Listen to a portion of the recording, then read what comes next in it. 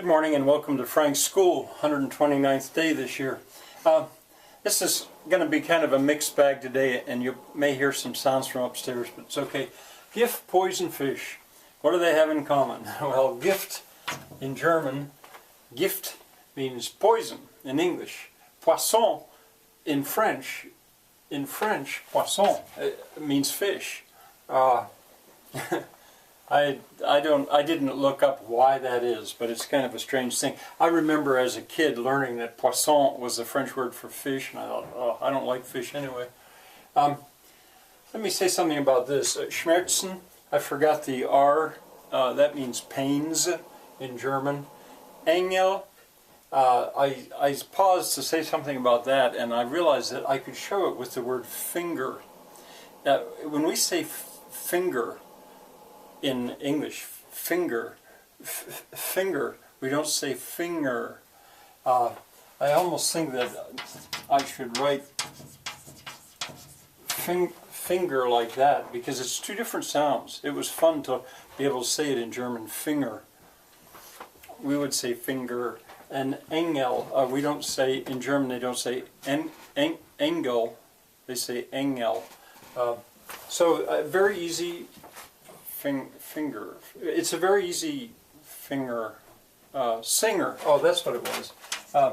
If we say singer, it's the same. Singer. We don't say singer. Okay. Now this. Well, let me explain about this first, and then I'll come up to here. What I'm doing. Well, I'm going to name this video, I think, what you should do.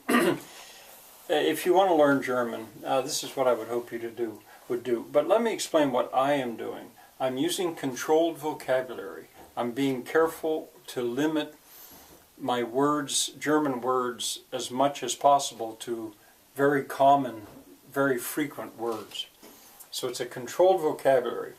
I'm writing, in effect, a little play, but with only two characters, only two people. I don't know if I can keep it like that or not. But that way you and a friend could read it back and forth as a play and switch roles. I'm using children's songs. Children's speech is simpler than adult speech. And I'm using songs because I can get them stuck in your head. I think there's only been 2 so far, but there's more coming. I'm using repetition.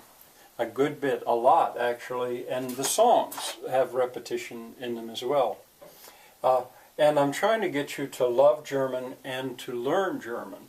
I'm beginning to believe more and more that if you would do as I say here, you could learn German. This might be an easy, fun way to learn German. But you have to work at it. No one can simply give you a foreign language. You'll have to memorize these lines of the play and practice them and hear them and speak them. And you also should be writing things down. Not just the lines, but the words, the separate words. You ought to be building your vocabulary from the start. Your word treasure, your Wortschatz. And I showed you in those videos of the first scene, I showed you how I thought you should set up notes.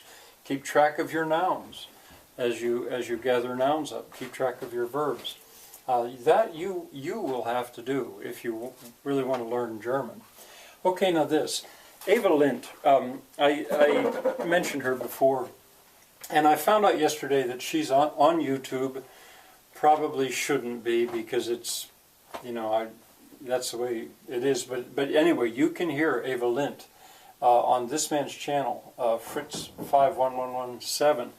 Not in Germany. Apparently, it's not possible to view this in German, but maybe this guy is from Holland. I'm not sure. But anyway, here in America, you can see it. A lot of her songs. The song Mein Lied für dich, recorded in 2004, is the one I'd like you to listen to, if you would. And I have a little story about that. It made me cry.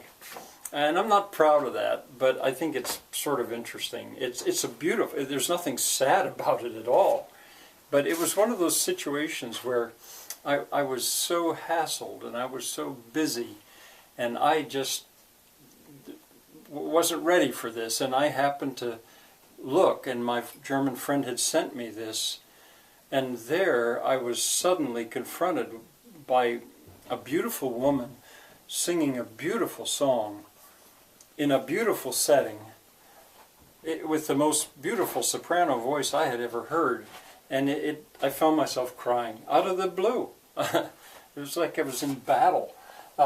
And I don't think it will have that effect on you because I'm warning you and getting you ready. But anyway, I think sometimes of Wordsworth's poem, Surprised by Joy. Not the whole sonnet, I think it's a sonnet, but just that phrase, surprised by joy. I think in his sonnet he had been so grieving, and he was surprised that he felt joy. And I think I was surprised by beauty. So I would hope you would look at that. All right, now in the next probably 2 videos, I'm going to go on with this German story.